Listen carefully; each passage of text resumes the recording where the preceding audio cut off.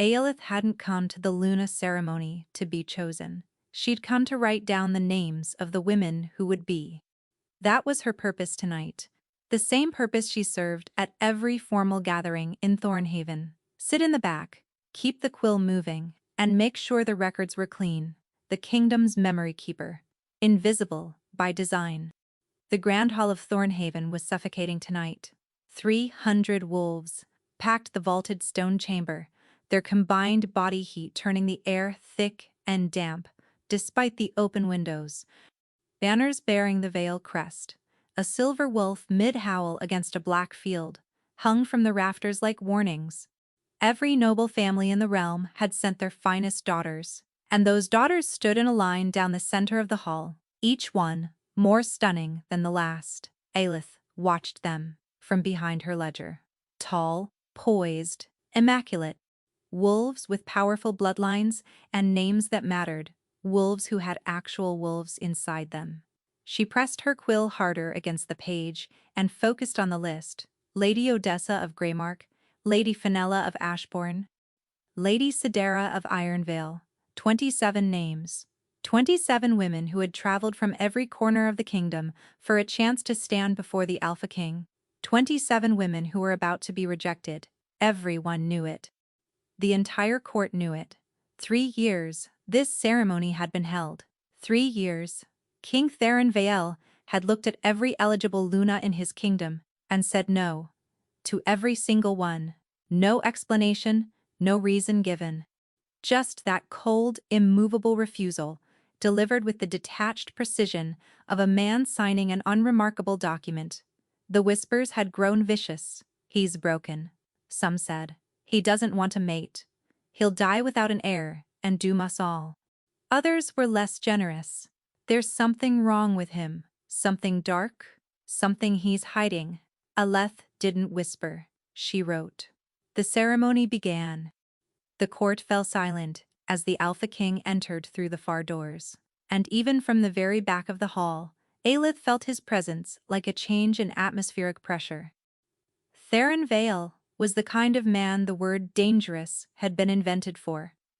Tall enough that the doorframe seemed built to accommodate him, broad enough across the shoulders that 2 lesser men could have stood in his shadow. His dark hair was cropped close, and his jaw was set in a permanent line that suggested he had never once in his life been uncertain about anything. But it was his eyes that made people falter. Pale gray, like winter light through frosted glass, and absolutely devoid of warmth. Those eyes moved across the hall without lingering on anything, without acknowledging anyone, as though the 300 wolves in the room were furniture. Aelith dropped her gaze to her ledger.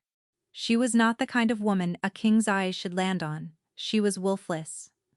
The lowest possible status a person could hold in a shifter kingdom. An orphan raised in the healer's wing by Brindis, the court's chief healer, who had found her as an infant wrapped in an unmarked blanket at the castle gates. No wolf, no bloodline, no name worth recording.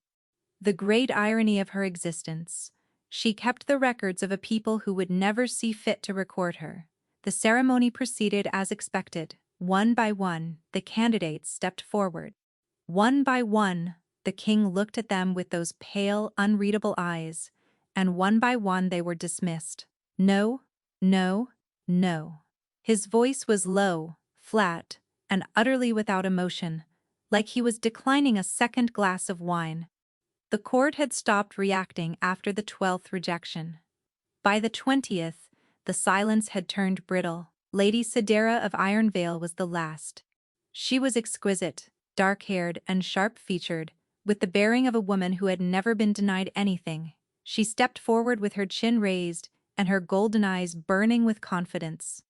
The king looked at her longer than he'd looked at anyone else. Aelith's quill paused on the page. No, Theron said. The word fell into the silence like a stone into still water. Lady Sidara's face went white, then red, and she stepped back without a word, though her hands trembled at her sides. It was over. 27 candidates, 27 refusals.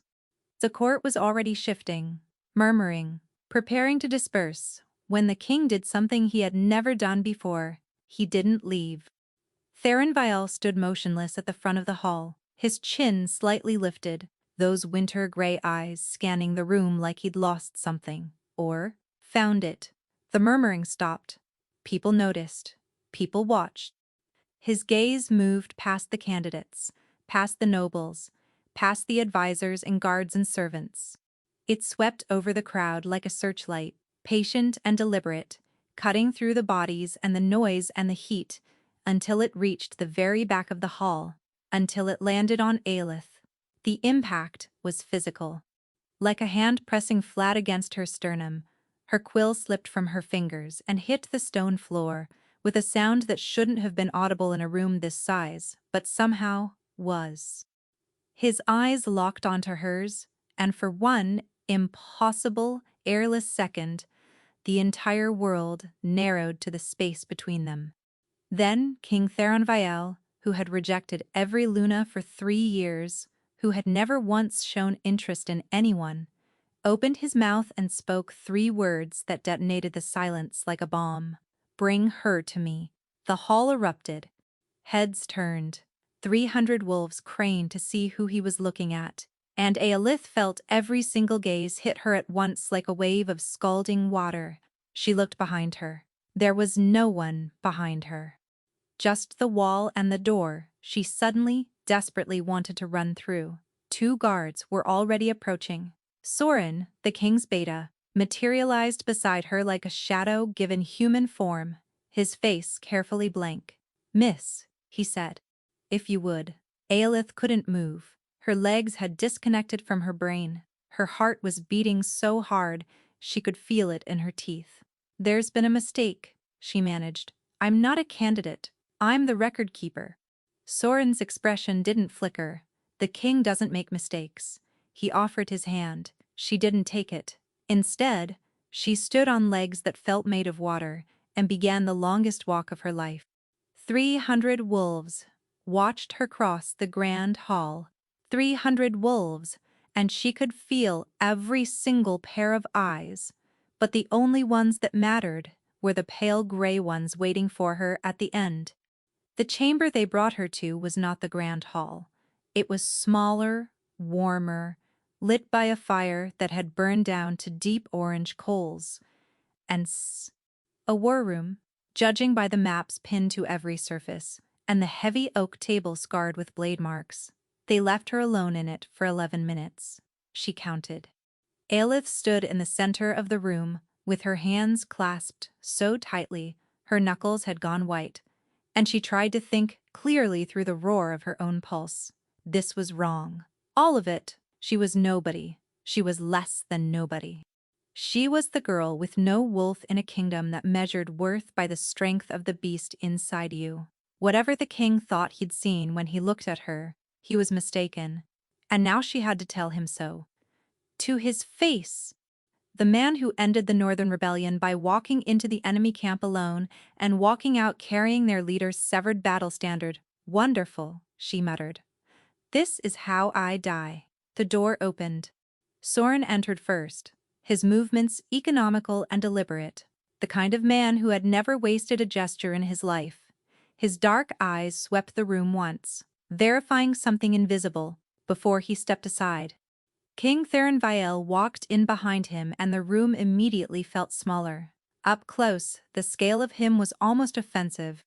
He moved with the contained precision of something that had learned to be careful with its own strength, every step measured, every motion controlled, as though he was aware that one careless movement could break something. Aelith's mouth went dry. She pressed her nails into her palms and held her ground. "Your Majesty," she said, and was genuinely surprised. Her voice came out, steady. "There's been a misunderstanding." Theron's gaze settled on her face. At this distance his eyes were worse, not empty, not flat, strained, like someone was pressing hot iron behind his skull and he was holding his expression in place through sheer force of will. He didn't respond immediately. Instead, he did something peculiar. He stood very still, his head tilted almost imperceptibly to one side, as though he was listening to something. Then his shoulders dropped by half an inch. The tension around his eyes eased fractionally. His breathing, which she now noticed, had been shallow and controlled, deepened. The change was so subtle that Aelith nearly missed it. But she spent her life watching people while pretending not to. And she saw the micro shift for what it was. Relief? What's your name? He asked. Aelith, Your Majesty. I'm the ceremony scribe. I keep the records for court proceedings. Aelith? He repeated, and hearing her name in his voice, did something to her chest that she was not prepared for. A low, warm vibration that settled beneath her ribs and stayed there. How long have you lived in the castle? He asked. My whole life, Your Majesty. I was raised in the healer's wing. By whom? Brindis, the chief healer. Something shifted behind his eyes. And your parents? Unknown, Aelith said, keeping her voice neutral through years of practice. I was left at the gates as an infant. Theron studied her for a long moment, and Aelith felt like she was being read, not just observed, but decoded, layer by layer. Then he turned to Soren. How long has it been? The king asked. Soren checked a pocket watch. Roughly 4 minutes, Your Majesty. Theron closed his eyes. Just for a second. Just a brief flutter of lashes. But the relief that crossed his face in that unguarded moment was so profound it startled her. Like a man surfacing after being held underwater. 4 minutes. He murmured almost to himself. That's already longer than. He stopped, his jaw tightened. Whatever he'd been about to reveal, he swallowed it back down and rebuilt his composure with visible effort. Aelith looked between the king and his beta, searching for context. Your Majesty, I don't understand why I'm here. No, Theron agreed. You wouldn't. He crossed to the table, putting distance between them, and she noticed his hands. They were shaking. Not visibly, not to a casual observer, but the tremor was there. A constant, low-frequency vibration in his fingers that he controlled by gripping the table's edge. I need to ask you something, he said, not looking at her. And I need an honest answer. Of course. Can you hear anything unusual right now? Anything that shouldn't be there? Aelith frowned, listening. The fire. The wind outside. The distant murmur of the court dispersing below. No, Your Majesty. His grip on the table tightened. Nothing at all. No voices. No sounds that don't belong. No, she said, now genuinely confused. Should I be hearing something? A sound escaped him. Not quite a laugh. Not quite a breath. Something raw and involuntary that he clearly hadn't meant to let out. He turned away, pressing one hand against his temple, and Aelith saw Soren take a half step forward, concern breaking through his careful blankness for the first time. Your Majesty, Soren began. I'm fine. The words were clipped, automatic. The kind of response that had been repeated so many times, it had lost all meaning. Silence settled over the room. Theron stood by the window, one hand still pressed to his temple, his silhouette carved sharp against the firelight. Then he spoke without turning around. Miss Aelith, beginning tomorrow, you will be reassigned from the records office.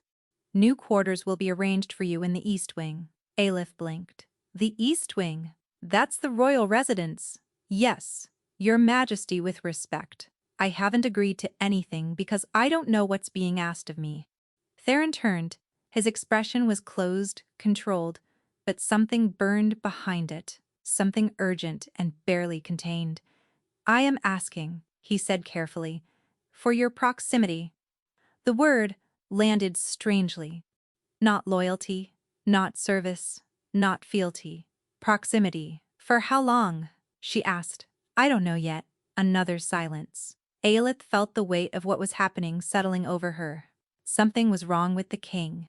Something serious enough that, finding her, whatever she represented, had caused visible relief in a man who showed nothing. Can you at least tell me why? She asked quietly. His jaw worked. She watched the muscle jump beneath the skin. For a moment, she thought he might actually answer. Soren will explain what he can, Theron said instead. He moved toward the door, pausing as he passed her. Close enough that she caught his scent. cedar smoke and iron and something deeper that made her pulse stutter.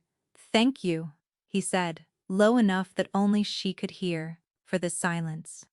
Then he was gone, and Aelith was left standing in the war room with a cold fire and a beta who looked at her like she was either a miracle or a catastrophe. "What did he mean?" Aelith said slowly. "By the silence?" Soren regarded her for a long moment. Then he pulled the door shut. "What I'm about to tell you does not leave this room." The East Wing was absurd. Alith's previous quarters had been a narrow room off the healer's wing, barely wide enough for a bed and a writing desk, with a window that faced a brick wall. She had loved it. It was hers. This was something else entirely. A sitting room with actual furniture that matched. A bedroom with a mattress thick enough to drown in. Windows that looked out over the palace gardens where moonlight turned the hedgerows silver. And directly across the corridor, behind a set of reinforced oak doors that 2 guards flanked at all times, were the king's chambers. "This is too much," Aelith said, standing in the center of the sitting room with her single bag of belongings clutched against her chest. "The king's orders," Soren replied from the doorway. "The king could have put me in a broom closet, and it would have been an upgrade. Something that might have been amusement crossed the beta's face, but it vanished before she could be sure. "A servant will bring the rest of your things from the healer's wing. This is the rest of my things," Ilis said, lifting the bag slightly. Soren looked at the bag. It was not large. His expression didn't change, but something in his silence felt distinctly uncomfortable, as though her poverty had embarrassed him on her behalf. "Breakfast is at dawn," he said. "You'll be expected in the king's study by the 7th bell." Expected to do what? Be present. And then he left.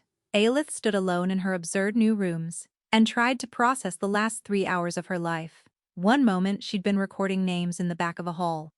Now she was living across from the king, because he needed her proximity, which apparently meant her physical nearness quieted something inside his head. She hadn't fully understood Soren's explanation.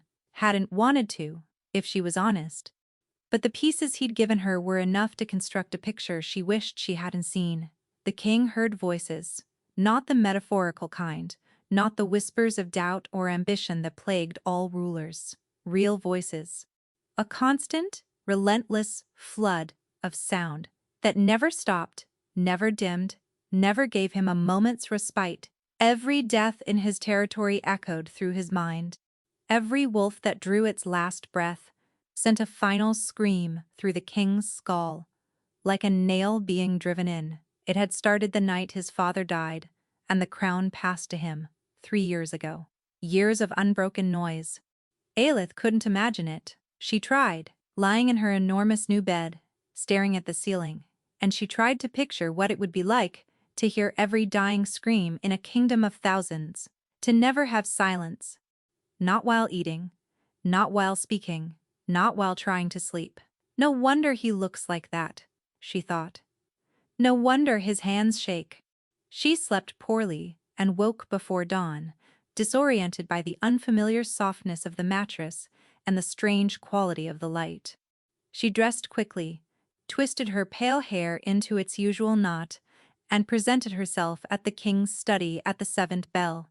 Theron was already there, seated behind a desk, buried in correspondence. He glanced up when she entered, and she watched it happen again. That fractional easing, the almost imperceptible loosening of the vice around his expression. "Good morning, Your Majesty," she said. He nodded, said nothing. Returned to his work, Aelith stood awkwardly for a moment, then chose a chair against the wall and sat. She'd brought her ledger, a force of habit, and after a few minutes of painful silence, she opened it and began organizing the ceremony records from the night before. An hour passed. 2 advisors came and went. The king reviewed border reports, signed documents, and dictated a letter to a provincial governor. Aelith sat in her chair, wrote in her ledger, and tried to take up as little space as possible. The change came during the 2nd hour. Theron's handwriting had started the morning tight and cramped. The letters pressed hard enough to dent the desk through the parchment, but as the minutes passed, the script had loosened. The letters grew taller, the spacing more even. His shoulders, which had been braced like he was preparing to take a blow, gradually settled downward. She was watching his transformation in real time. Her presence was doing something to him, something measurable and visible, and it both fascinated and terrified her. At the third hour, Aelith was deep in her records when she began to hum. It was unconscious, a melody Brindis used to sing while grinding medicine. So familiar it lived in Aelith's body more than her mind. She didn't even realize she was doing it until the room went quiet. She looked up. Theron had stopped writing. His pen rested against the page, his hands still, his eyes were closed. Aelith froze. "I'm sorry, Your Majesty, I didn't mean to." "Don't stop." His voice was rough, lower than usual. His eyes stayed closed, and in the golden morning light, slanting through the window, she could see the exhaustion carved into his face, like old stonework, shadows beneath his eyes, deep enough to hold water. Lines around his mouth that didn't belong on a man his age. Aelith swallowed and kept humming. She watched his breathing deepen, watched the furrow between his brows smooth, watched his lips part slightly as the tension drained from his face like water from a cracked vessel. He looked, for the first time since she'd seen him, like he wasn't in pain. Something pulled in her chest, not pity. Something fiercer than that, something protective and aching that had no business being there. She didn't know this man. She owed him nothing beyond the respect due a king.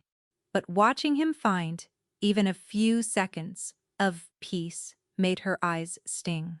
She hummed until the melody ran out, and then she hummed it again, and when the advisors returned for the afternoon session, Theron opened his eyes and was the cold, controlled king once more, as though the moment had never happened. He didn't thank her. He didn't acknowledge it at all. But that evening, when Aelith returned to her quarters, she found a package on the writing desk. She opened it carefully. Inside was a set of new quills, the expensive kind with steel nibs that didn't need sharpening, and a journal bound in deep green leather, finer than anything she'd ever owned. There was no note. Aelith ran her fingers over the leather and bit her lip against a smile that felt dangerous. The next 3 days followed the same pattern. She arrived at the 7th bell. She sat. She worked. She existed near him, and his pain lessened. In the evenings, she returned to her rooms and found small additions: a wool shawl draped over the back of her chair, a tin of the blackberry tea she'd mentioned, preferring in passing, to a servant. A second candle on her desk because she squinted when she wrote by single flame. He never mentioned any of them. When she thanked him for the tea, his response was, "The Kitchens must have sent it. The Kitchens have never once remembered my name. Your Majesty." A muscle in his jaw twitched. He returned to his documents. On the 4th day, the court found out. Aelith was crossing the inner courtyard when Lady Sidera of Ironvale stepped into her path. The noblewoman was flanked by 2 others. Their expressions, a carefully arranged mixture of disdain and false concern. "So you're the one," Sidera said, looking Aelith up and down with a gaze that catalogued and dismissed in a single sweep. "The wolfless girl he's keeping." Aelith's stomach dropped, but she kept her face neutral. Years of being invisible had taught her how to absorb a blow without showing it. "I'm not sure what you've heard, my lady," Aelith replied evenly. "I've heard the king pulled a nobody out of the back of his own ceremony and installed her in the royal wing. I've heard she sleeps 10 steps from his door." Sidera leaned closer, her voice dropping to something sharp and intimate. "I've also heard she has no wolf, which means whatever he's keeping you for, it isn't because you're his mate." The words landed exactly where they were aimed. "It must be something else," Sidera continued, her golden eyes glittering. "Something less dignified." Aelith said nothing. She couldn't. Her throat had closed around a knot of shame, so old and so familiar it felt like muscle memory. She stepped around Sidera and walked away. She wanted to, but she didn't. She walked with her back straight and her hands steady until she reached the healer's wing and pushed through the door and found Brindis, and only then did her composure crack. What happened? Brindis asked, already moving toward her. Nothing. I haven't heard before, Aelith managed. Brindis studied her face, then pulled out a chair. Sit. Aelith sat. And after a long, unsteady breath, she told Brindis everything. The ceremony, the East Wing, the king's voices, the silence she apparently carried, all of it. Brindis was quiet through the whole account, her weathered hands still, her sharp eyes missing nothing. When Aelith finished, the healer leaned back and exhaled slowly. Well, Brindis said, that explains several things. Before Aelith could ask what things, a knock sounded at the door. Soren stood in the corridor, his expression tighter than usual. Miss Aelith? He said. The king is asking for you. It's nearly midnight, Brindis objected. Yes, Soren agreed, something strained passing across his face. It is. The walk to the king's chambers felt endless. The corridor was dark, the torches guttering in the draught, and Soren's silence was heavier than usual. When they reached the reinforced doors, Aelith could hear something from inside. Not shouting, not crashing, something worse. A low, sustained sound, barely human, like a man trying to hold his skull together with his bare hands. Soren pushed the door open. The king's chambers were dark. Papers were scattered across the floor. A chair was overturned. And Theron Vale, the most powerful Altha in the realm, was on his knees by the window, his hands pressed against his ears so hard his fingers had gone white. His eyes found hers across the room, and what she saw in them wasn't the cold authority of a king. It was desperation, raw, undisguised, animal desperation. And then Aelith heard it, faint, like a sound carried from very far away. Screaming. Dozens of voices, layered and tangled, rising and falling in waves of pure anguish. She could hear what he heard. Aelith didn't think. She moved. She crossed the room in 4 strides, dropped to her knees in front of him, and did the only thing that felt right. She reached out and pressed her hands over his. The effect was instantaneous. The screaming cut out like a candle being snuffed. 1 second it was there, a wall of tangled anguish pressing against the inside of her skull. And the next, nothing. Absolute, ringing, crystalline silence. Theron gasped. His entire body shuddered, his hands dropping from his ears, his head bowing forward until his forehead nearly touched her collarbone. His breathing came in ragged, broken bursts, and she could feel the tremors running through him like aftershocks. Aelith held still. Her own heart was hammering, her own mind reeling from what she'd just heard, but she kept her hands on his and didn't move. I'm here, she said. It's quiet now. A sound escaped him, not a word. Something deeper, more animal, a low exhale that carried the weight of years of unbroken suffering. His forehead dropped the remaining inch and came to rest against her shoulder, and she felt the dampness of sweat soaking through the fabric of his shirt. This close she could smell him. Cedar smoke and iron and the sharp, acrid edge of adrenaline. They stayed like that on the floor of his chambers, the firelight dying around them, until his breathing steadied and he grew still. Minutes passed. Neither moved. The silence between them was so complete, it felt sacred, like something that would shatter if either of them acknowledged it. When he finally lifted his head, his eyes were red-rimmed and raw in a way that made her chest physically ache. The king was gone. The mask was gone. What remained was just a man, exhausted and exposed, and looking at her like she'd pulled him out of the sea. You heard them, he said. Not a question. Yes, his jaw clenched. That shouldn't be possible. No one else has ever. He stopped. Something complicated moved across his face. How much did you hear? Enough, Aelith said quietly. Enough to understand why you haven't slept in 3 years. He looked away. The vulnerability that had been cracked open on his face was already sealing shut, the walls rebuilding themselves in real time, and Aelith could see the effort it cost him. The way he gathered himself back together piece by piece, like a man reassembling broken armor while still bleeding. "This doesn't change anything," he said. "It changes everything," she countered. "It changes nothing. The voices return the moment you're not here. They always return." Tonight was worse because there was a border skirmish in the Eastern Territories. When wolves die violently, the sound is— He swallowed, louder. The implication landed with sickening weight. Every violent death in his kingdom registered inside his skull like a detonation. Every skirmish, every accident, every tragedy compounded the noise.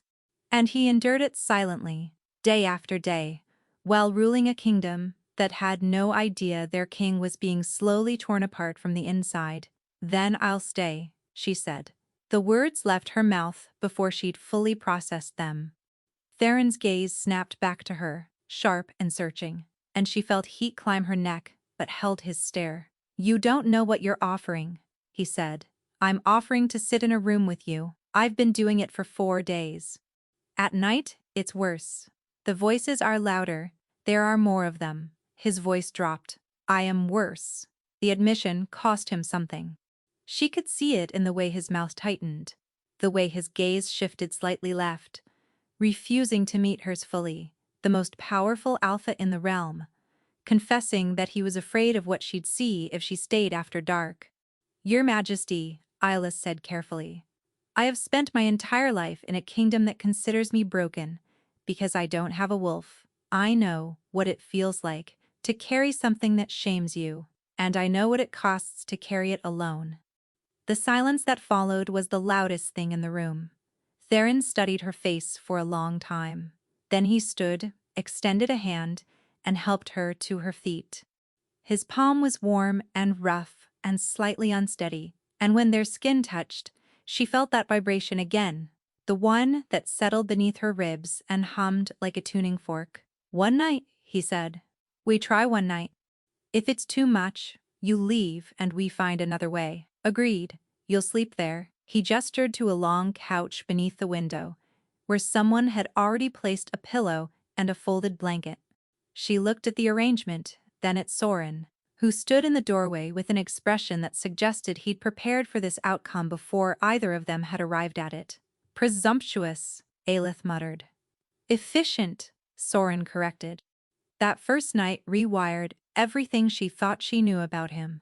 The cold, controlled king she'd observed from across halls and through doorways was a performance, a sustained, exhausting act of containment.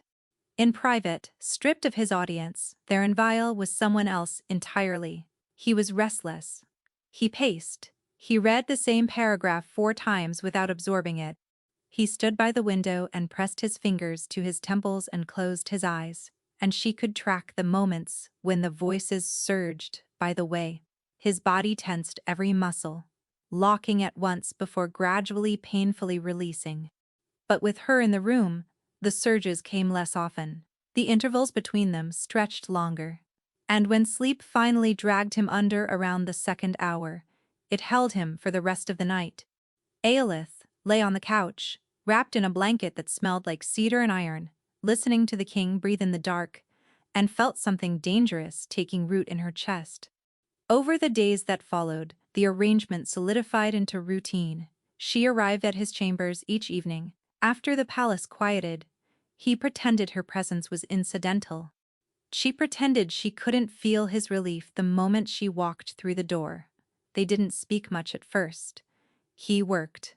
She wrote. The quiet they shared was comfortable in a way that surprised her, as though the absence of sound was something they both understood at a bone-deep level. 2 people fluent in the language of quiet, but gradually, the quiet began to crack. "You write constantly," he observed one evening, not looking up from his reports. "What are you writing?" "Everything. Court records, ceremony logs, birth registries, death notices. I've been doing it since I was 12. You enjoy it. I'm good at it. That's not the same thing." He looked up at that. What would you do if you could choose? Nobody had ever asked her that.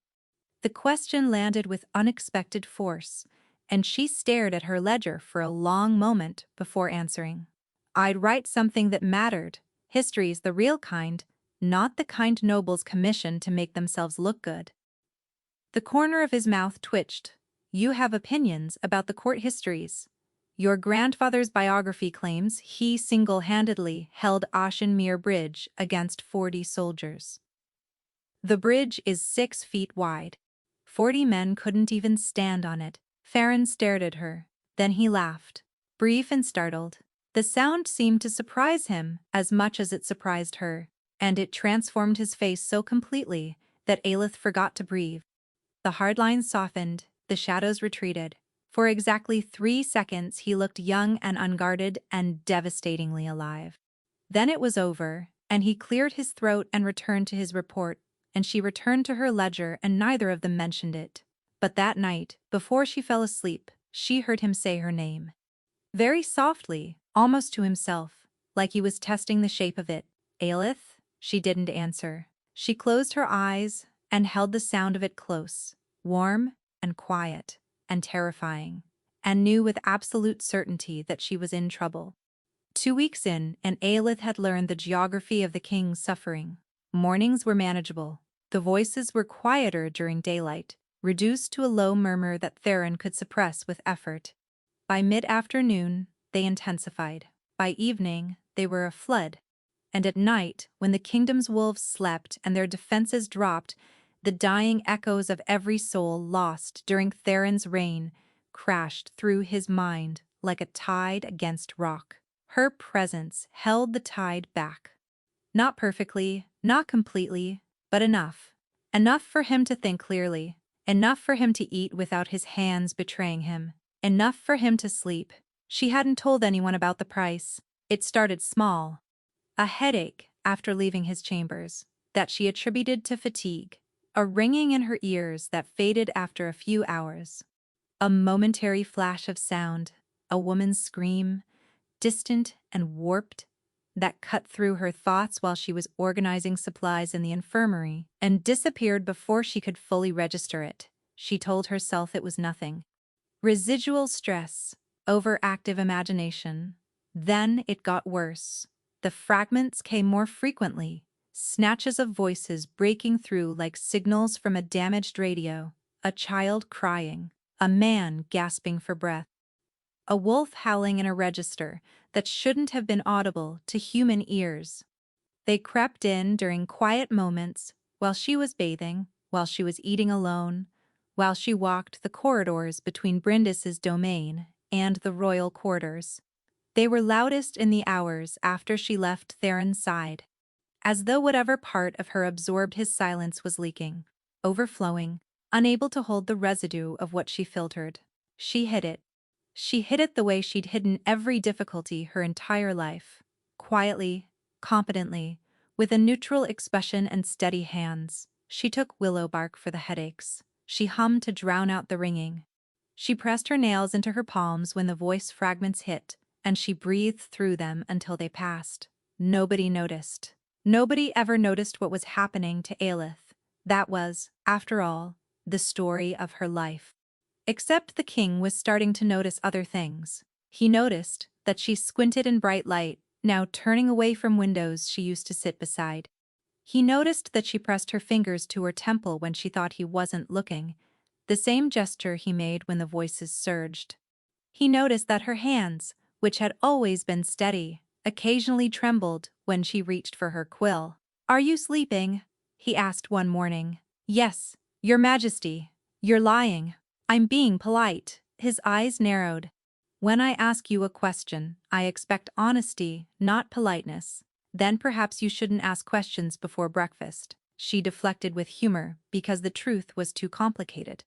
The truth was that she was starting to hear the echoes even in sleep.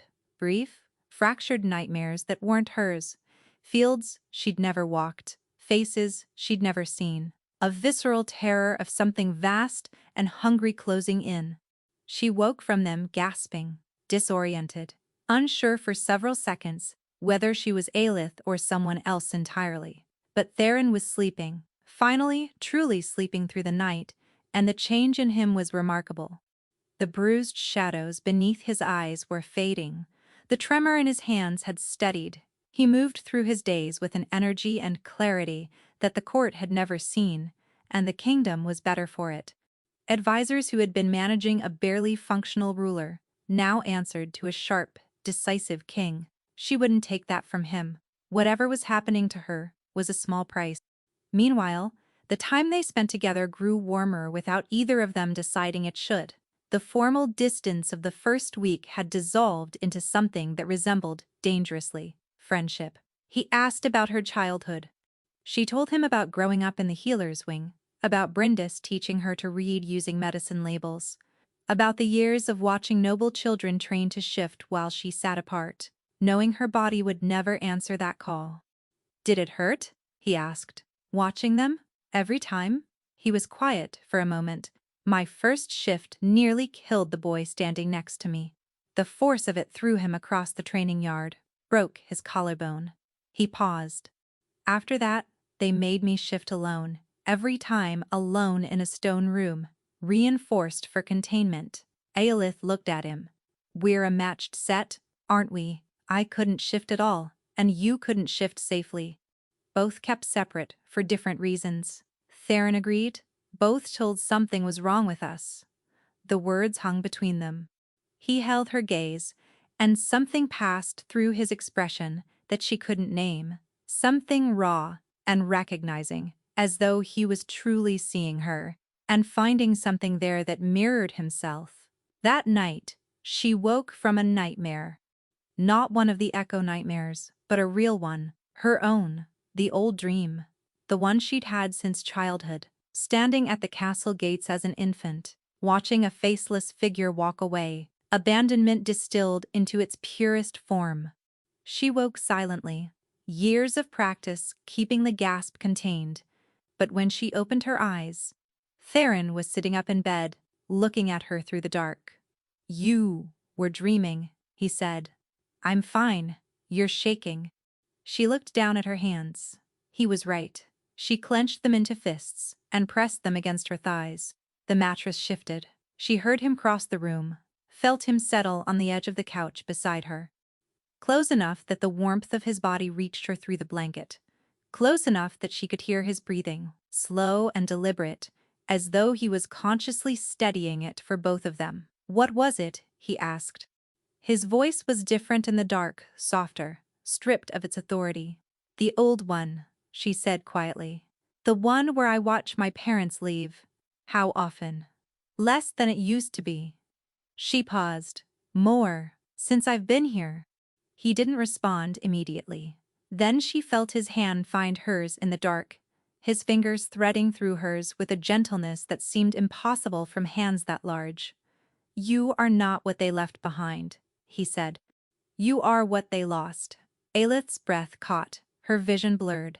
She bit the inside of her cheek, hard enough to taste copper, because if she started crying now, in front of him, in the dark, she would never recover. "That's the kindest thing anyone has ever said to me," she whispered. His hand tightened around hers. "Then people haven't been saying enough." Neither of them let go. She fell asleep with his hand in hers, her pulse beating against his palm, and when she woke in the morning, he was back in his bed, and neither of them mentioned it. But something had shifted.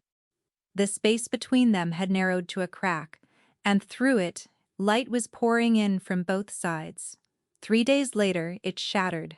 Aelith was in the healer's wing, reorganizing Brindis's supply shelves, when the sound hit. Not a fragment, not an echo, a full, sustained wave of screaming that tore through her skull like a blade. She dropped the bottle she was holding. It shattered on the stone floor, her knees buckled. She caught herself on the shelf, knocking vials and jars loose, and pressed her forehead against the wood as the sound crashed over her in pulses. Aelith. Brindis was beside her in seconds. "What's happening?" She couldn't answer. The voices were inside her, a cacophony of final moments, each one distinct and agonizing, layered on top of each other until the noise was almost physical. She could feel it pressing against the inside of her skull, could feel it in her teeth, her spine, the roots of her hair. Then, as quickly as it came, it stopped. The silence rushed back in, and Aelith sagged against the shelf, gasping, her face wet with tears. She didn't remember crying. Brindis was holding her shoulders. What was that? Aelith, look at me. The voices. Aelith managed, her own voice coming out wrecked and hollow. I can hear them. His voices. Brindis went very still. How long? Aelith closed her eyes. Weeks. The look on Brindis's face was one she'd never seen before. Not concern, not surprise. Fear. Brindis made her sit, made her drink water, made her breathe. Then the healer pulled a chair close, gripped both of Aelith's hands, and spoke with a steadiness that Aelith recognized as deliberately controlled. Tell me everything, from the beginning. Every symptom, every episode, every moment you chose to hide instead of speak. The word chose landed like an accusation. Aelith flinched. I didn't want to worry anyone. You didn't want them to take you away from him, Brindis corrected, not unkindly. The silence that followed was its own confession. Aelith told her. All of it. The headaches, the ringing, the voice fragments that started as whispers and grew into shards. The echo nightmares that weren't hers. The way the symptoms worsened every time she left his side, as though the distance itself was poison.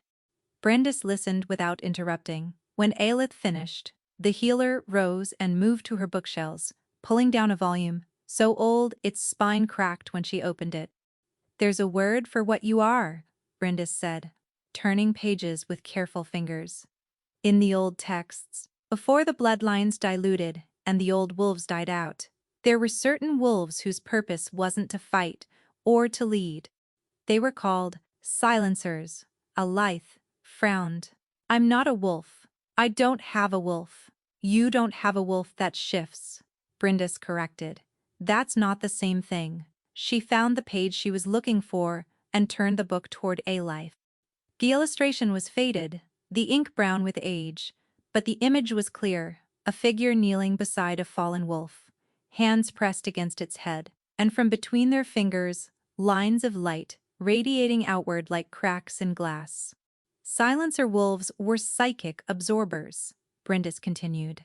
Their gift wasn't physical transformation. It was the ability to take psychic damage, curses, mental attacks, spiritual contamination, and neutralize it. They processed what would destroy others. She paused. The bloodline was thought to have been lost centuries ago. You think I'm a silencer? Aelith said flatly. Me, the girl with no wolf. I think you've had a wolf your entire life, Brindis said, her voice gentle. One so different from what we expect that no one recognized it, including you. The words settled over Aelith like a weight. She thought of every ceremony she'd watched from the margins, every child who shifted while she stood apart, every whisper, every pitying glance, every time someone said wolfless, like it meant worthless. What if they'd all been wrong? What if she'd been wrong about herself her entire life? If this is true, Aelith said slowly, then what's happening to me isn't just proximity. I'm not just quieting his voices by being near him. I'm absorbing them. Yes. And that's why I'm hearing them when I'm alone, because I'm carrying them. Yes. And there's a limit, Aelith continued, her voice dropping. To how much I can carry? Brindis didn't answer. Aelith pressed her palms flat against the table. Does the king know? I don't believe so, but when he finds out, he'll send me away. The certainty in her own voice surprised her, but she knew Theron now. She knew the shape of his guilt, the way he hoarded responsibility like a dragon hoarding gold, the way he'd rather destroy himself than risk harm to someone else. If he learned she was being damaged by helping him, he wouldn't hesitate. You need to tell him, Brindis said. I will, but not yet. Not until we understand it better. If there's a way to stabilize the absorption, if the old texts have some method. Aelith. He's sleeping, Brindis. Her voice cracked on the word. For the first time in 3 years, he sleeps through the night. He eats. He laughs. I've heard him laugh. Her eyes stung. If he sends me away, all of that stops. He goes back to the screaming.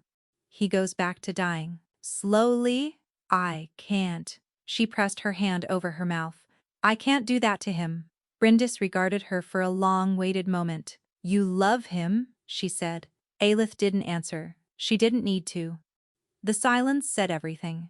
Brindis sighed, deeply and with the resignation of a woman who had raised a stubborn child and should have expected exactly this.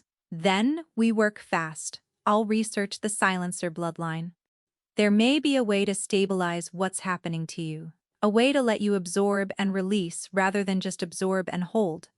But Aelith, her voice hardened. If the symptoms worsen, you tell him. Immediately. Promise me. She went back to his chambers that evening, carrying the weight of a secret and the ghost of 100 screaming voices. Theron was by the window when she entered, reading a field report, and his head lifted the moment the door opened. "You're late," he said. "By 4 minutes." I noticed. Something warm flickered in his expression before he smothered it. She took her place on the couch, opened her ledger, and tried to pretend her hands were steady. That night, she woke to find his hand already wrapped around hers, not fumbling for contact in the dark, not reaching across the distance, already there, as though he'd taken hold before she fell asleep, waiting to ensure the silence held. She stared at their joined hands in the faint moonlight. His fingers were long, calloused, scarred, across the knuckles from years of combat. They dwarfed hers completely. And yet, the grip was impossibly gentle, as though he was holding something he was afraid to break. "You're awake," he murmured, his voice thick with sleep. "Yes, go back to sleep." "I will if you will." A pause. Then his thumb traced a slow circle against her palm, and the sensation sent a cascade of warmth down her arm that pooled somewhere behind her sternum. "Bossy," he murmured. "Stubborn," she countered. His thumb kept tracing. She closed her eyes. They fell asleep together, hands intertwined, the silence humming between them like a living thing. 4 days later, the king found out. He found out because Aelith collapsed in his study. It happened without warning. One moment, she was seated in her usual chair, transcribing notes from the morning's council session. The next, a wave of sound tore through her so violently that her vision went white. She heard herself cry out, felt the ledger slip from her fingers, felt the chair tip sideways as her body followed. She hit the floor. The impact jarred through her shoulder, but the pain was distant, irrelevant compared to the roar inside her head. Voices upon voices, cresting and crashing, and beneath them a sound she hadn't heard before, low and resonant and ancient, like a bell being struck at the bottom of the sea. "Aelith!" Hands on her shoulders. His voice cutting through the noise, with the authority of a man accustomed to being obeyed by the universe itself. "Aelith, look at me. Open your eyes." She couldn't. The voices had teeth, now. They were pulling at her, dragging her somewhere deep and dark, somewhere she sensed she might not come back from. Then his arms were around her, lifting her off the cold floor, pulling her against his chest. She felt his heartbeat against her cheek, rapid and wild, nothing like the controlled steadiness she'd come to know. She felt his hand press against the back of her head, holding her close, and she felt the silence return, rushing in from the point of contact like water filling a vessel. The voices retreated. The white behind her eyes dimmed to gray, then resolved into the familiar shapes of his study. The desk, the maps, the afternoon light slanting through the windows. Theron's face was inches from hers. He was on the floor, on his knees, cradling her against him with both arms, and the expression on his face was one she had never seen before. Terror, not the controlled, managed kind, not the stoic endurance she'd grown used to. Raw, unmasked, shattering terror, the face of a man watching something precious shatter in his hands. "What's happening to you?" he demanded. His voice was barely steady. "Tell me, now." Aelith tried to speak. Her throat wouldn't cooperate. She swallowed. Tried again. "The voices," she whispered. "I can hear them. I've been hearing them for weeks." The color drained from his face. "What? When I silence them for you, they don't disappear. I absorb them." She pressed her forehead against his shoulder because she couldn't look at his expression anymore. It's getting worse. The silence that followed was catastrophic. She felt his arms tighten around her, felt a shudder pass through his body, and she knew with the certainty of a woman who had learned to read this man through touch and silence and the spaces between words, exactly what was coming.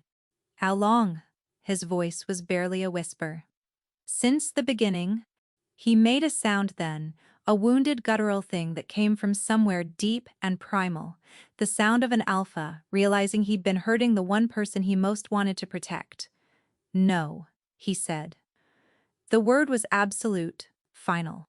He pulled back, held her at arm's length, and his eyes were burning with something that might have been fury if it hadn't looked so much like grief. No, this ends now, Theron. It was the first time she'd used his name. It stopped them both. The intimacy of it hung in the air, charged and electric, and for one suspended moment neither of them breathed. This ends, he repeated, his voice rough. You're leaving the East Wing tonight. The arrangement is over. You'll stop sleeping. The voices will come back. Good. That's not. I would rather hear every scream in this kingdom for the rest of my life, he said, each word measured and absolute, than cause you one moment of pain. Do you understand me? His hands were unsteady where they gripped her arms. His eyes were bright with something she realized, with a jolt that stole her breath, were unshed tears. You will not suffer for me, he said. I won't allow it. You can't just decide. I'm the king. His voice cracked on the word. And I am asking you, please, go. The please destroyed her. Not the command, not the authority, not the king. The man. The broken, terrified, gentle man underneath all of it, begging her to save herself from him. Ailith's vision blurred. She reached for his face, cupped his jaw with both hands, and felt the muscle jump beneath her palms. You don't get to decide what I can endure, she said, her voice barely audible. And you don't get to decide what I can watch happen to you, he replied. He took her wrists, gently, carefully, with the tenderness of someone handling something infinitely fragile, and lowered her hands from his face. Soren will escort you back to the healer's wing, he said. He stood, stepped back, and the distance between them opened like a wound. Theron, go please, she went. Not because she wanted to, not because she agreed, but because the look on his face told her that if she stayed one more second, he would break entirely. She made it to the corridor before the tears came. The first night without her, Theron didn't sleep at all. Aelith knew, because Soren told Bryndis and Bryndis told her, and the chain of whispered concern that connected them all tightened like a noose around Aelith's chest. The second night he managed 40 minutes before the voices dragged him back. The third night, 20. By the fifth night, the tremor had returned to his hands, worse than before, visible even from across a room. The dark hollows under his eyes carved themselves back into his face like they'd never left, and the advisors who had grown accustomed to a sharp, present king found themselves once again speaking to a man who seemed to be listening to something else entirely. Aelith watched his decline from a distance and felt each stage of it like a blade between her ribs. She wasn't faring better. The voices that had been fragments before were now a constant undercurrent, a low tide of sound that never fully receded. She could function through it, barely, but the headaches had intensified to the point where light felt like an assault, and sound felt like glass. She moved through the infirmary with the careful, measured steps of someone navigating a world that had become too sharp, too bright, too much. And beneath the physical symptoms, something deeper was wrong. An ache had settled into her bones, a hollow gravitational pull centered somewhere behind her sternum that tugged constantly toward the east wing. She caught herself turning in that direction without thinking, her feet carrying her 3 corridors past the infirmary before her conscious mind caught up and forced her to stop. She'd stand there in the empty hallway, one hand pressed against the stone wall, and feel the pull like a physical tether stretched to breaking. Sidera found her again on the 6th day. Aelith was sitting on a bench in the inner courtyard, eyes closed against the midday sun, trying to breathe through a headache that felt like someone was driving a chisel through her left temple. She didn't hear Sidera approach. "I heard he dismissed you," Sidera said, her voice carrying the particular sweetness of someone savoring another person's misfortune. "Back to the healer's wing, where you belong." Aelith opened her eyes slowly. "Lady Sidera. You know, I tried to warn you." Sidera sat beside her uninvited, close enough that her perfume, something floral and expensive and entirely too strong, made Aelith's headache spike viciously. A wolfless girl playing at being important.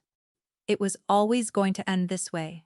And how is that? With you being put back in your place. Sidera examined her nails with practiced indifference. Whatever the king needed you for, he's clearly found a better solution. Or gotten bored. Kings do get bored, you know, especially with girls who have nothing to offer beyond novelty. The cruelty was precise and practiced, delivered with the casual confidence of a woman who had been sharpening words into weapons since childhood. But this time, it didn't land the way Sidera intended. Because Aelith knew something Sidera didn't. She knew the king's secret. She knew the weight he carried every second of every day. She knew the sound of his laugh and the shape of his hand in the dark and the way his voice broke when he said please. And she knew, with a certainty that went deeper than logic, that he hadn't sent her away because he was bored. He'd sent her away because he loved her too much to watch her suffer. "You're right," Aelith said quietly. "He did send me away." Sidera smiled, victorious. "He sent me away," Aelith continued, "because he thought he was hurting me. Because he would rather endure something unspeakable alone than risk causing me pain." She looked at Sidera directly, and for once she didn't flinch from the other woman's golden stare. "That's not boredom, my lady. That's something you wouldn't recognize if it knelt at your feet." She stood and walked away, her spine straight, her hands steady, despite the pounding in her skull. Behind her, Sidera's silence was more satisfying than any retort could have been. That evening, Aelith found Brindis in the back room of the healer's wing, surrounded by open texts and loose pages covered in the healer's cramped handwriting. The old woman had clearly not slept well in days. Her gray hair was escaping its pins, and there were ink smudges on her jaw where she'd been resting her face against her hand while reading. "You've been researching," Aelith observed. "I've been panicking productively," Brindis corrected. She looked up, and Aelith saw the strain written across her mentor's face, like a map of everything she was afraid of. "Sit down. We need to talk about what's happening to you. To both of you." Aelith sat. "The bond between you and the king is not just emotional," Brindis said, her voice taking on the clinical precision she used when delivering diagnoses she wished she didn't have to give. "It's physiological, spiritual. It's a mate bond, Aelith, and it's been forming since the moment he first felt your silence." Aelith's heart stuttered. "A mate bond? You're sure?" The old texts are explicit. When a silencer encounters the wolf they're meant to bond with, the recognition is immediate and involuntary. The afflicted wolf feels relief. The silencer feels the pull. The bond begins forming, whether either party consents to it or not. Brindis paused, choosing her next words with visible care. "But it requires completion to function properly. An incomplete bond between a silencer and an afflicted wolf is not a neutral state, it's a degenerative one. It means that a completed mate bond would create a circuit. You absorb the psychic damage, you process it through your silencer nature, and you release it. The energy flows through you and dissipates harmlessly. It's sustainable. It's what silencers were designed for, and an incomplete bond is a broken circuit. You absorb, but you can't fully release. The energy accumulates inside you with nowhere to go. It builds pressure, like water behind a cracked dam." Brindis's voice dropped, and the gentleness in it was more frightening than anything she'd said so far. "If the bond stays incomplete, the pressure will eventually destroy you. And because the bond connects you to him, His curse will intensify in direct proportion to your decline. You'll amplify each other's suffering in a feedback loop. Until what? Until one of you breaks, Brindis said. And then, the other. Follows. Weeks, Aelith. Maybe less. The words landed like a sentence of execution. Aelith stared at her hands, at the faint shake she could no longer fully hide, and felt the truth of it settle into her marrow like ice, forming in still water. So, either we complete the bond, Aelith said, or we both die. There is a third option. Brindis hesitated, and the hesitation itself told Aelith how much the healer hated what she was about to say. You leave Thornhaven entirely. Put enough distance between you and the king that the bond atrophies before it finishes forming. You would survive. Eventually. The process would be agonizing, but survivable. And him. Brindis's silence was answer enough. Aelith stood. The chair scraped against the stone floor. Where is Soren? She found the beta in his office, reviewing patrol assignments by lamplight. The room was small and meticulous. Every map aligned, every stack of correspondence squared. It looked exactly like the mind of the man who occupied it. Soren looked up when she entered, and something in his expression shifted. Recognition, perhaps, or the quiet resignation of a man who had been waiting for this moment. I was wondering how long it would take you, Soren said. You knew. I suspected from the first night in the council chamber. The way he reacted to your presence was unlike anything I'd seen in 15 years of service. Soren set down his pen and leaned back. The king is not a man who shows relief. He showed relief the moment you walked into that room. Then you know, I have to go back to him. I know he ordered you away. And I know that order is killing him. Soren paused, something warring behind his careful composure. He hasn't eaten in 2 days. He can barely hold a pen steady enough to sign documents. The voices are worse than they've ever been. I found him this morning, standing in the corridor outside your old rooms in the East Wing, just standing there, with his hand pressed against the door. Aelith's chest constricted so tightly, she couldn't breathe for a moment. The king will be furious if you return against his orders, Soren continued. The king is dying. Yes, Soren agreed quietly. He is. He gave her the key to Theron's chambers. Not the servant's key, the one that opened only the outer door. The real key, the one that opened everything. He won't forgive me for this, Soren said. He will, Aelith replied. Eventually, you're very confident, for someone who's about to defy a direct royal order. I'm very tired of watching the people I love destroy themselves out of stubbornness. Soren's mouth twitched. Then you and I have that in common. The corridors were empty. The torches burned low, casting long shadows that stretched and contracted like breathing things. Aelith walked the familiar path to the East Wing with the key gripped so tightly in her hand that the metal teeth left marks in her palm. She could hear them already, even from the corridor, even through the reinforced doors. She could feel the vibration of the voices pressing outward like heat from a furnace. The curse was worse, much worse. A week without her, and whatever dam her presence had built was crumbling. She turned the key, pushed the door open. The chamber was dark, every candle extinguished, the fire dead. And in the center of the darkness, a sound that made her blood run cold. Theron was standing by the window, gripping the stone ledge with both hands, and his entire body was shaking, not trembling.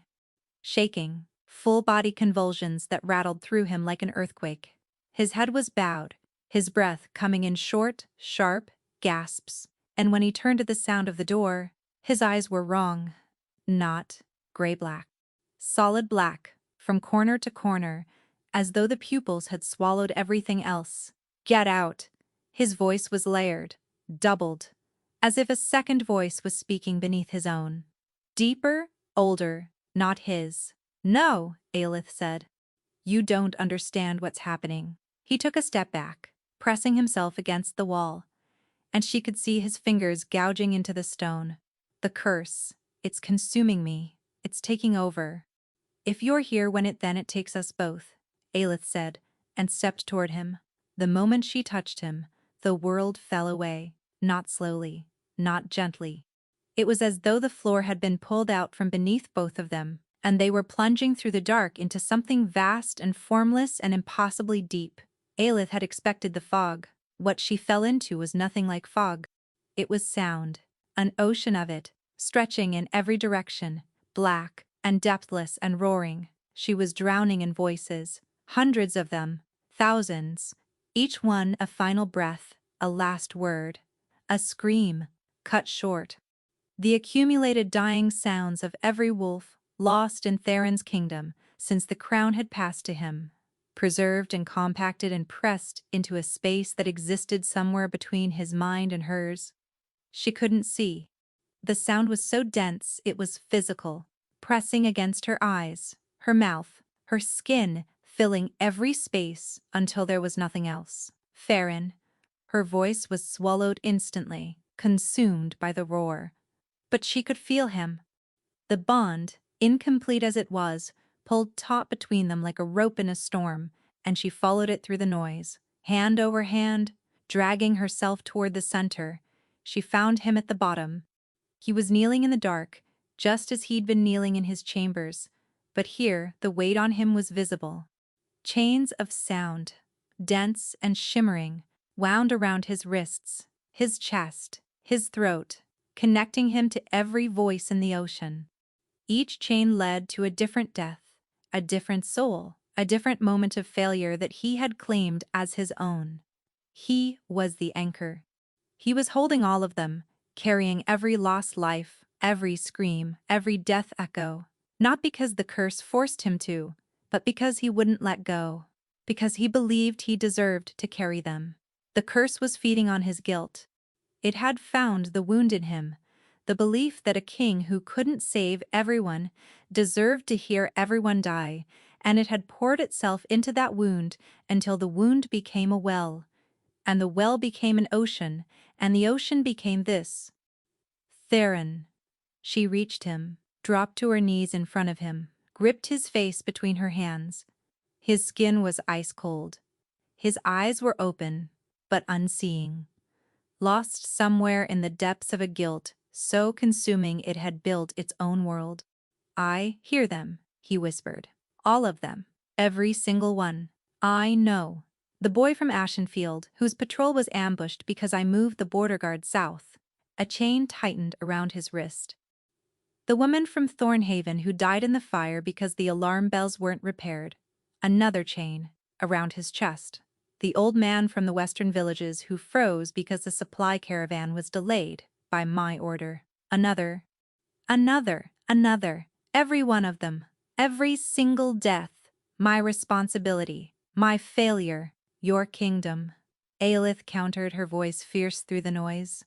Not your failures. Your kingdom. Where people lived and died, as people do, under a king who did everything he could. It wasn't enough. It's never enough.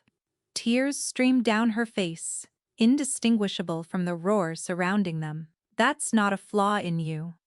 That's the nature of being alive. No one saves everyone. No one can. A king should. A king is a man, Aelith said.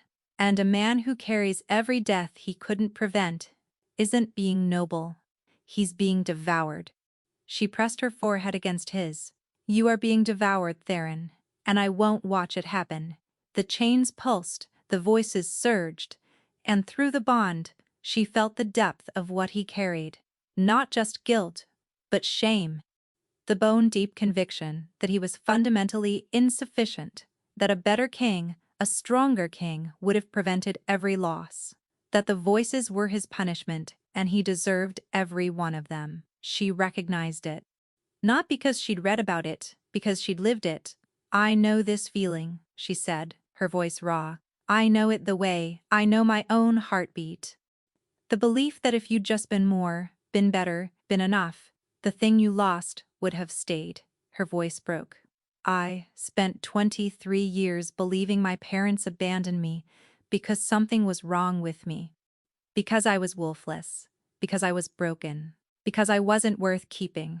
I built my entire life around being useful, being invisible, being small enough that no one would notice me and decide I wasn't worth the space I occupied.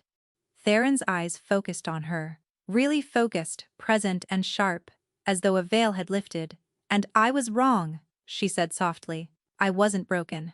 I was something so rare, so different, that no one in this entire kingdom recognized it, including me." She gripped his hands, the chains cold and vibrating against her skin. "You're not broken either. You're a man who cared so much about his people that a curse found a foothold in that caring and turned it into a prison. But the prison only holds because you keep locking the door from the inside. Aelith, the voices aren't your punishment, they're your wound. And this curse has been feeding on that wound since the day it began, growing stronger, because you keep agreeing with it. Because every night you kneel here and say, 'Yes, I deserve this,' and the chains get tighter, and the ocean gets deeper, and the man I love disappears a little more." The word love cut through the roar, like a blade through silk. She felt it land in him through the bond, felt the shock and the ache, and the desperate, hungry hope that he'd been starving for longer than he would ever admit. "Let them go," she said, "not because they don't matter. Not because their deaths don't count, but because carrying them like this doesn't honor them. It buries you with them. And I refuse," her voice cracked. "I refuse to lose you to your own guilt when I just found you." "I don't know how," he said, and his voice cracked wide open, and the sound of it, the raw surrender in it, was the most heartbreaking thing she had ever heard. "I do." Aelith closed her eyes. She could feel her wolf, the silencer, stirring for the first time in her life. Not a beast, but a force, a vast, quiet, limitless stillness rising from somewhere deep inside her. The part of herself she'd spent 23 years thinking was absence was actually presence. Not emptiness, but capacity, a silence so profound it could hold anything and release it gently. "This is what I am," she realized, with a clarity that rang through her like a bell. "This is what I was always meant for." She opened the channel, not the fractured, leaking absorption that had been happening for weeks. The full circuit. She pulled the voices into herself, and instead of holding them, she let them pass through her mind, through her heart, through the silence that was her birthright, and out the other side. The sensation was indescribable. Each voice passed through her, carrying its own story, its own final moment, and she witnessed every one of them. Not as a horror, not as a punishment, as a memory, a life that had mattered. A person who had existed and been real and deserved to be remembered, not as a chain around a king's throat, but as a name in a record. A story written down, a life honored, and then gently set free. And this was the most important record she would ever keep. The chains began to dissolve, one by one, then in cascades.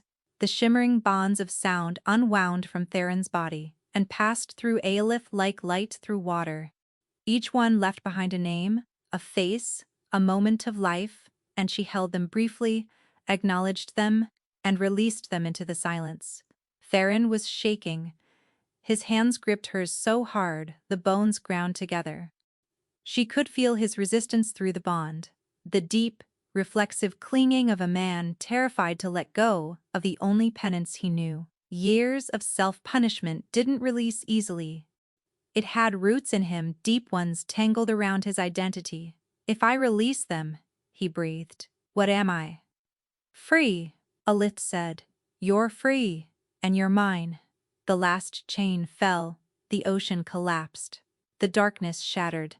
The roaring silence rushed inward from every direction, and at the center of it, in the absolute quiet, Theron Vael lowered his head and wept.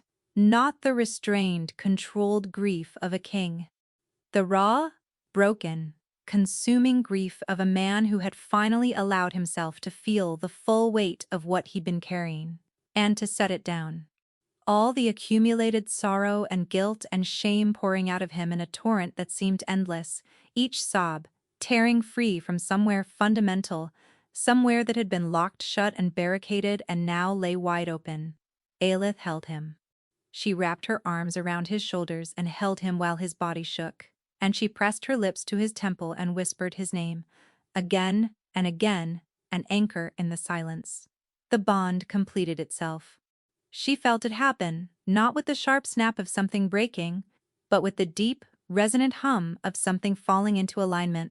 Two halves of a circuit finally connecting, the current flowing clean and clear between them. His grief poured through the bond, and she met it with steady, quiet love. Her loneliness poured back, and he met it with a fierceness that took her breath away. The exchange was equal, balanced, sustainable. Not one person carrying the other, but both carrying each other, they surfaced together. Aelith opened her eyes in his chambers, on the floor, tangled together in the dark. His arms were around her, her face was pressed against his chest. Both of them were crying, and neither of them cared. "Is it gone?" she asked, her voice raw. Theron was quiet for a long time. She felt him listening, reaching inward for the place inside his skull where the voices had lived since the curse took hold, reaching and finding nothing, just stillness. Just the sound of his own breathing and hers and the fire that had somehow relit itself, crackling softly in the grate.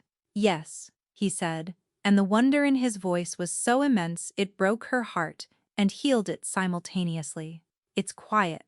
"Aelith, it's quiet." She pulled back to look at his face. His eyes were gray again, winter-like gray, but warmer now, softer, wet with tears and bright with something she had never seen in them before. Peace.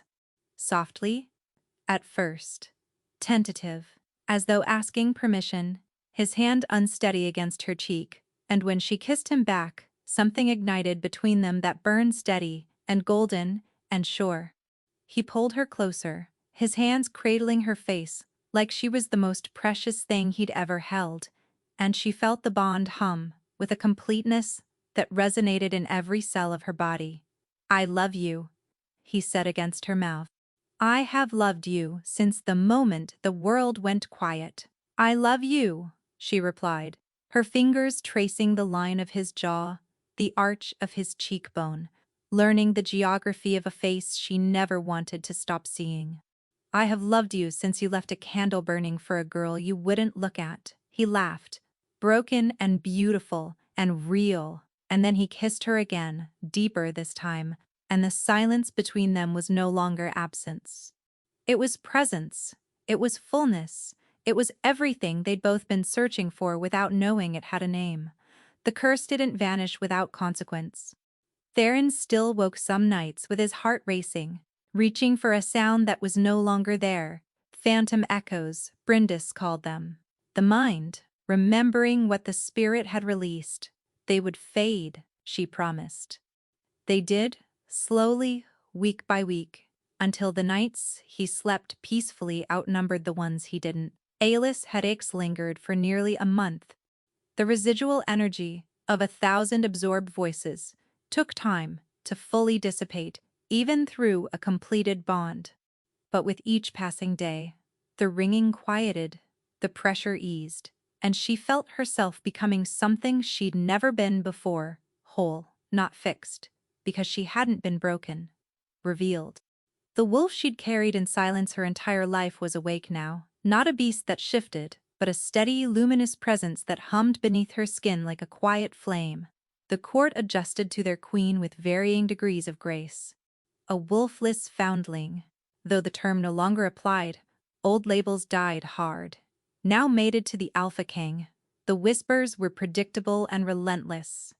But they faded because anyone who spent more than 10 minutes in the same room as Theron and Aelith could see the truth written across both their faces. The king, who had been slowly dying, was alive, not just surviving. Sharp, decisive, present in a way that made the previous 3 years look like a man governing through a fog. And beside him, always beside him, was the quiet woman with the steady hands and the knowing smile of someone who had spent her life recording other people's stories and was finally living her own. Soren, when asked about the change in his king, offered his assessment with characteristic brevity. He laughs now. That alone is worth the chaos.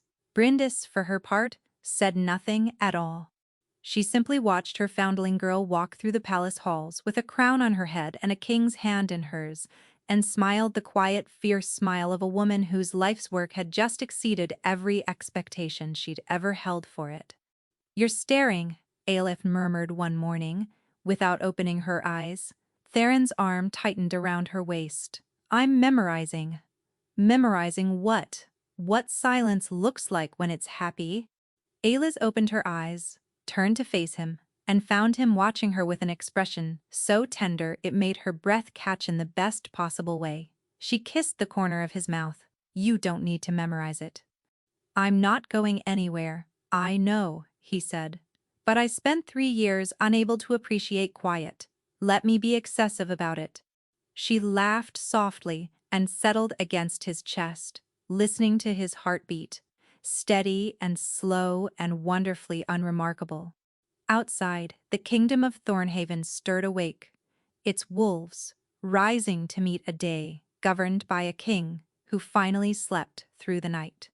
Inside, wrapped in the warmth of a bond that had been forged in silence and sealed in trust, the king and his mate lingered a little longer. There was no hurry. The quiet would keep. It was theirs now, and it was full.